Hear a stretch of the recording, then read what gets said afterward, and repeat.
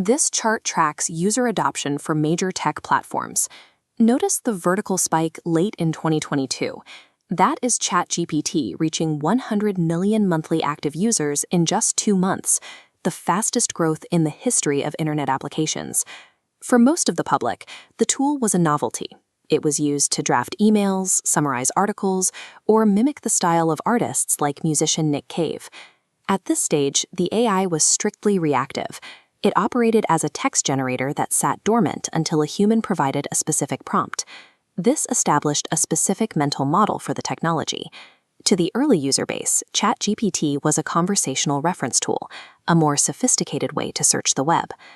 By February 2026, the scale of the platform reached 900 million weekly active users, but the way those users interacted with the system had undergone a significant shift.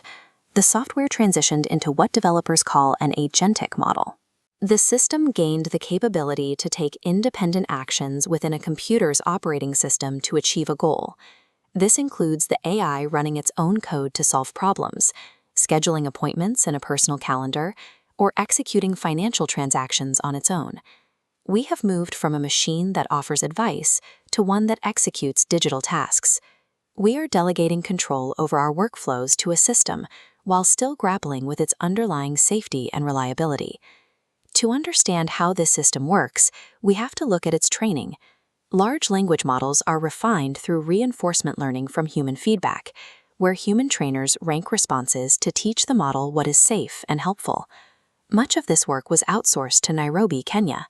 There, workers were tasked with labeling the most toxic and traumatic corners of the internet to ensure the AI would avoid them. These laborers were often paid less than $2 per hour to review graphic content. The psychological toll was significant, with many reporting chronic anxiety and depression after months of filtering traumatic data. The polite, helpful tone of the modern AI assistant was built on a foundation of invisible and often traumatic human labor. ChatGPT's success triggered an industry-wide panic. Google declared a code red, and the tech sector began a massive scramble to secure the physical hardware needed to run these models. This is an aerial view of the massive infrastructure required to support the AI. Microsoft has invested hundreds of millions of dollars into data centers specifically designed for these workloads. Scaling this intelligence depends on specialized hardware. These are NVIDIA HGX H100 systems. Tens of thousands of these GPUs are required to power the computations behind a single model. Although the software lives in the cloud, it has a staggering physical footprint. It requires immense power and millions of gallons of water for cooling to remain operational. Between 2024 and 2026, the technology moved from basic text models to reasoning models like O3, which can plan out multi-step tasks before taking action. This node map shows operator controlling a virtual environment to fill web forms. With the Agentic Commerce Protocol, it connects to Stripe to independently purchase items on Etsy. ChatGPT Health integrates directly with personal medical records.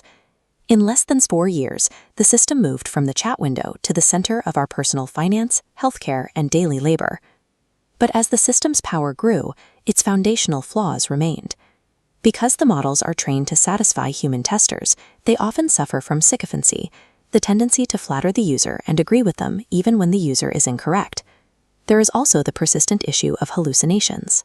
The AI can confidently generate false information, presenting invented data as objective fact.